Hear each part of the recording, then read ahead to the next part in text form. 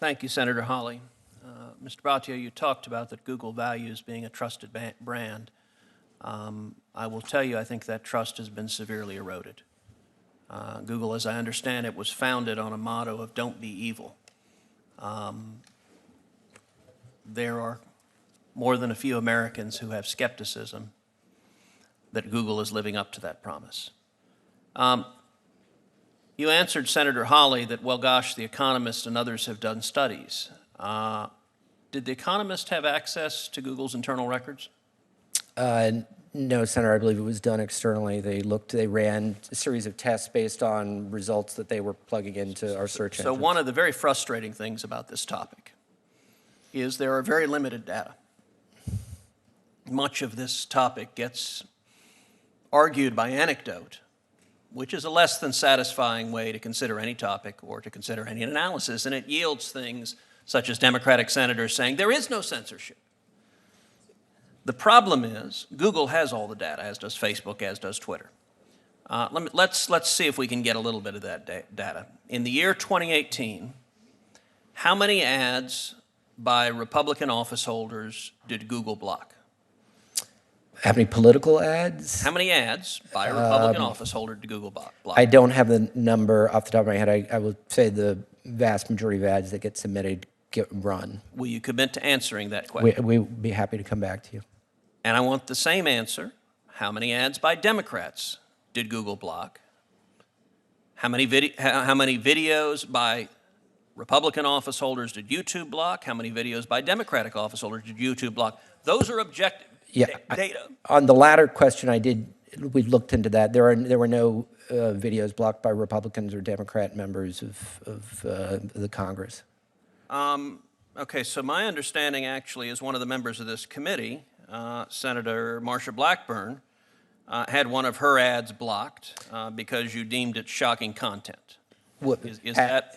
Ads, again, distinguish ads from videos. I thought you divided those two. Ads, we have had both Democrats and Republicans on occasion be blocked. In the case of Senator Blackburn, yes, there was an ad that she submitted. It involved one of the people on the ad voicing an obscenity that... Although that was bleeped out, is that correct? That violates our policies. Well, it was clear what it was, apparently, and that was violated. So we went back, we talked to the senator's let me office say, and fixed the I ad. appreciate your commitment to answer these questions, and I'm going to ask them to you in writing. Mm-hmm. If Google will answer some straightforward questions that provide the data, that may go a long way either to exonerating Google or to demonstrating there's a real problem. And not only on the metric of Republicans versus Democrats, also on the metric of how many pro-life ads has Google refused to run. This committee has heard testimony, for example, that the movie Unplanned, the true story about a former employee at Planned Parenthood, Google refused to run their ads. So that's a question I'd like an answer to. How many pro-life ads did Google refuse to run, and how many pro-choice ads did Google refuse to run? Likewise, how many pro-Israel ads has Google refused to run? How many anti-Israel ads? Those data, right now, Google is a black box, and nobody knows. Let me ask another question. What was the average ad rate Google charged the Trump campaign in the 2016 campaign? Ad rates, Senator, are set by auction. So Democrats, Republicans, it's entirely based on when they would want to run. There is an average ad rate. That is a number. It would be the average of the rate you charged across the board. And I'm going to ask you in writing, what was the average ad rate that the Trump campaign paid and the Clinton campaign paid? And if those two numbers are roughly equal, that will indicate one thing. If those two numbers are wildly different, that may indicate something else. And right now, it is Google that knows that, and as far as I know, nobody else. If I may, again, just on ads specifically, all ads are not the same. In other words, if you are running a banner headline on YouTube, that may be a higher price than a lower, less price. So it's a matter of going to be like for like. That would be fabulous, and you're more than welcome to break it down. The average banner ad rate for the Trump campaign was X, and the average, if there are three different types of ads, break it down in whatever category, but compare apples to apples. And if I could also, Senator, we do have all of the advertising spending for all members on our website where we publicize this. There's a transparency report that we put out annually on spending by candidates. It's all up there. Welcome to. We'll be happy to point it out to your staff. Now, let me ask you, some have asked, well, gosh, who would possibly think that Google was discriminating against conservative views? The senior leadership at Google, does it lean left or does it lean right?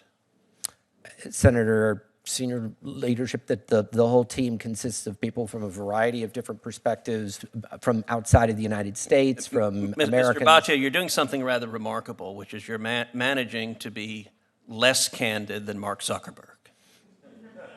Mr. Zuckerberg, when he testified before this committee, admitted Silicon Valley is overwhelmingly liberal, and anyone operating in the realm of simple reality would acknowledge that.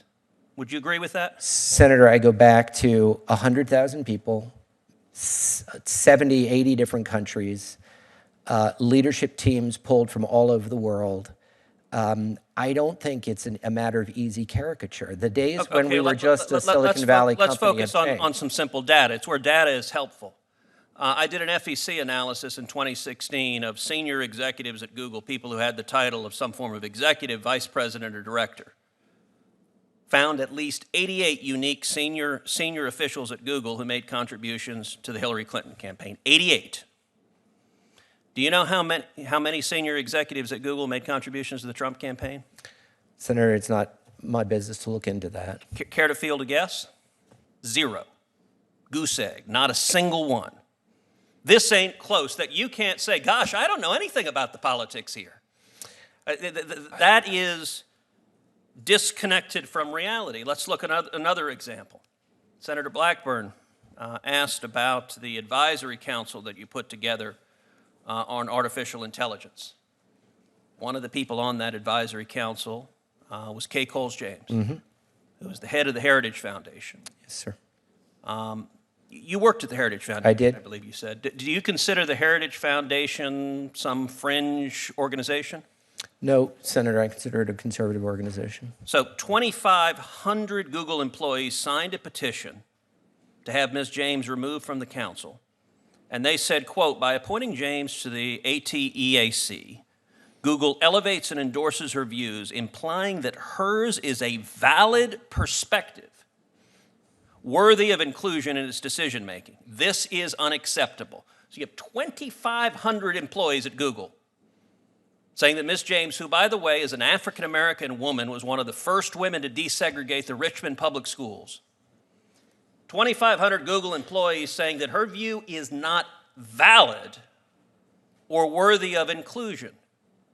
Google, in response to this, dissolved the entire committee. Do you understand when you see that kind of bias saying a conservative African-American woman's views are not valid and not worthy of inclusion, that the American people would say, these guys are silencing voices they disagree with?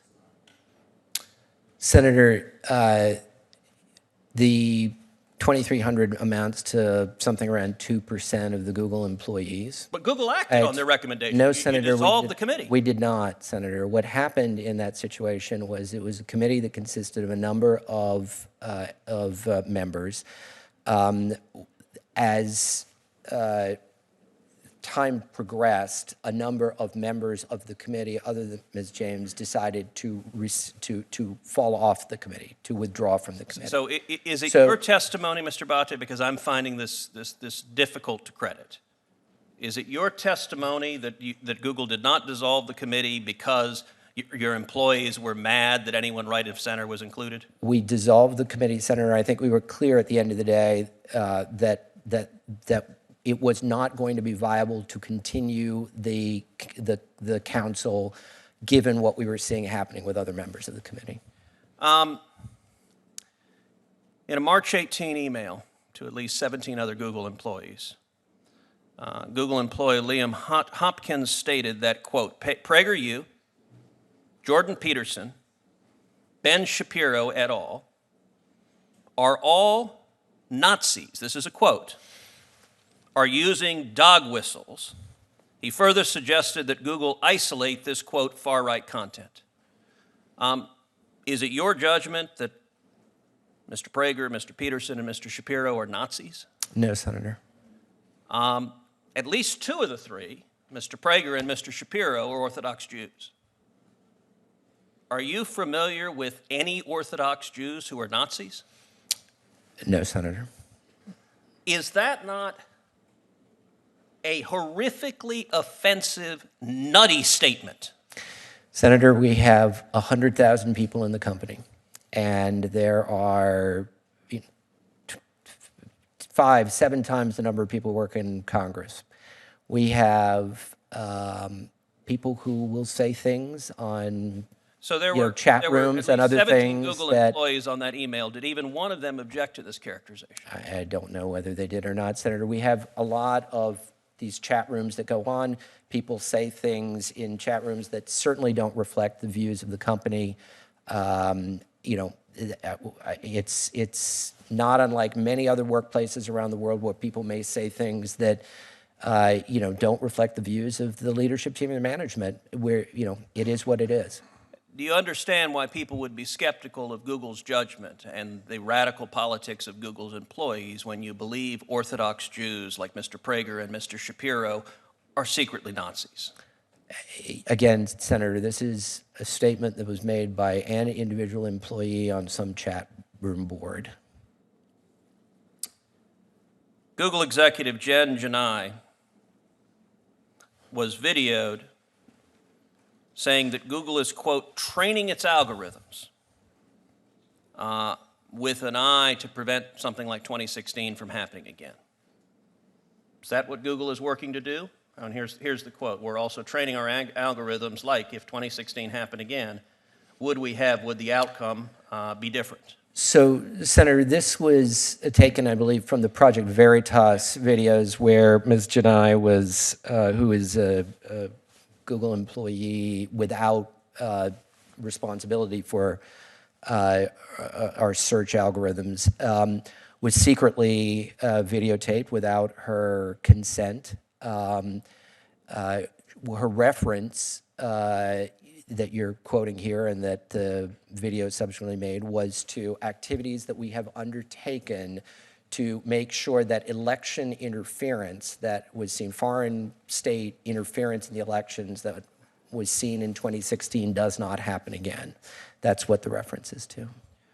Well, I think one of the best things to come out of this hearing is your commitment to answer the clear and direct questions from this committee with real numbers and specific hard data on Google's practices. That will go a long way to providing transparency that has far too long been missing. And let me echo both Senator Blumenthal and Senator Hawley that I would strongly advise Google submit to an independent third-party audit that has no bias, that has no axe to grind, with access to Google's records. An audit that doesn't have access to the record is meaningless. Your competitors are doing so, and I believe the American people expect transparency from all of big tech.